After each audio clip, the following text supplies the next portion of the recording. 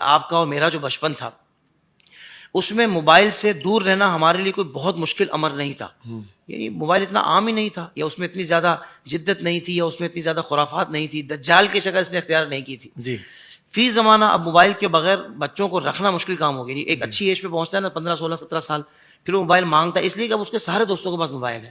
اب موبائل بھی اس کو مجبوراً دینا پڑ رہا ہے اینڈرائڈ, اور اس کے بعد وہ اس کا صحیح استعمال بھی کرے, برے استعمال سے بچے.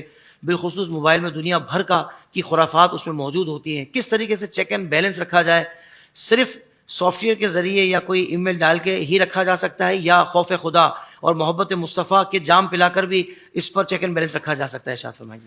نظریات اس کے پیچھے امپورٹنٹ کردار ادا کرتے ہیں. جی, اگر آپ نے بچپن سے لے کر اس عمر تک جب تک آپ نے اسے موبائل دینا ہے, اگر اس کا نظریہ ڈیولپ ہو گیا تو پھر سافٹ ویئر کی ضرورت نہیں ہوتی, اس کا سافٹ ویئر ویسے ہی اپڈیٹ ہو جاتا ہے. کیا بات ہے. تو سافٹ ویئر آپ نے جب اپڈیٹ کرنے کا وقت تھا تو آپ نے تو کیا نہیں. اب جب آپ کے ہاتھ سے نکل گیا, اب وہ اس عمر میں آ گیا کہ یوں سمجھ لیجیے کہ وہ بچہ جس ایج پہ آ گیا ہے کہ اب اس کے اندر کچھ چیزیں بائی ڈیفالٹ آ چکی ہیں, اب اس کو نکالنا آپ کے لیے مشکل ہو گیا ہے. اس کا خیال ہمیں کرنا ہوگا. موبائل فون کے حوالے سے یہ بات ذہن نشین رکھیے کہ جو نظریات ہیں, یہ نظریات آہستہ آہستہ گریجولی سکھائے جاتے ہیں.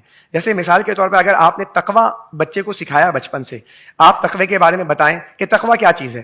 اب تقوی کے بارے میں اگر بالکل واضح کر دینا, بیٹا دیکھیں تقویٰ ایسا کہ خدا اس کا وجود موجود ہے, ہم اس کے بندے ہیں, وہ ناراض ہوگا نا وہ سب چیز چھین لے گا. لہٰذا جتنی چیزیں مل رہی ہیں نا باپ آپ کے بابا ماما کے پاس ہے, یہ سب اللہ کا دیا ہوا ہے. اگر وہ ناراض ہوگا نا تو سب چیزیں چلی جائیں گی. تو آپ اگر یہ چاہتے ہیں کہ سب برقرار رہے تو اس کو ناراض نہیں کرنا ہے میں نے.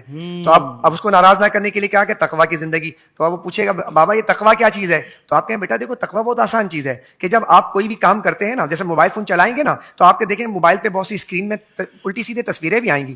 آپ کا دل چاہے گا دیکھیں, اب وہ گناہ ہے, وہ دیکھنا گناہ ہے. تو آپ کے دل میں وہ جو ارادہ پیدا ہوا نا, اور آپ نے اس کو فوراً ہٹانا ہے وہاں سے.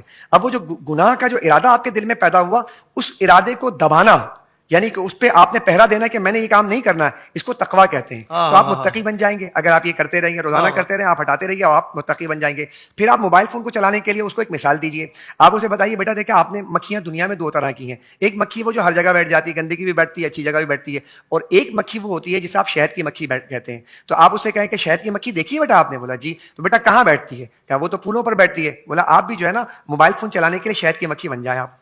تو بولیں گے کیسے بابا؟ بھائی دیکھیں اس کے اندر بھی گندگی موجود ہے. آپ نے وہ مکھی نہیں بننا ہے کہ جو زخم پہ بھی بیٹھتا ہے, گندگی بھی بیٹھتا ہے, اور ہر چیز لے لیتا ہے, وہ گندگی کے آماجگاہ بن جاتا ہے, وہ خود بھی بیمار رہتا ہے, لوگوں کو بھی بیمار کر دیتا ہے. تو آپ نے کیا کرنا ہے کہ شہد کی مکھی بننا ہے. شہد کی مکھی صرف پھولوں پر بیٹھتی ہے, اور وہاں سے لینے کے بعد جو چیز لیتی ہے وہ بھی صحت یابی کا باعث بن جاتی ہے, وہ بھی شفا دینے والی ہوتی ہے. تو آپ نے یہی بننا ہے کہ آپ نے ایسی جگہ پر بیٹھنا ہے موبائل فون پہ کہ گندگی والی چیز آئے گی آپ نے ہٹا دینا ہے, اچھی چیز آئے گی آپ نے اس کو لینا ہے, تاکہ آپ کے اندر وہ چیزیں آ جائیں, اور جب اچھی چیزیں آ جائیں گی تو آپ کو پھر دینا آسان ہو جائے گا. زندگی کے تمام شعبوں میں دینی رہنمائی حاصل کرنے اور آخرت کو بہتر کرنے کے لیے ہمارے YouTube channel Islamic digital studio کو سبسکرائب کر لیں اور بیل آئیکن بھی پریس کر لیں. قرآن سے بھی ملاتا ہے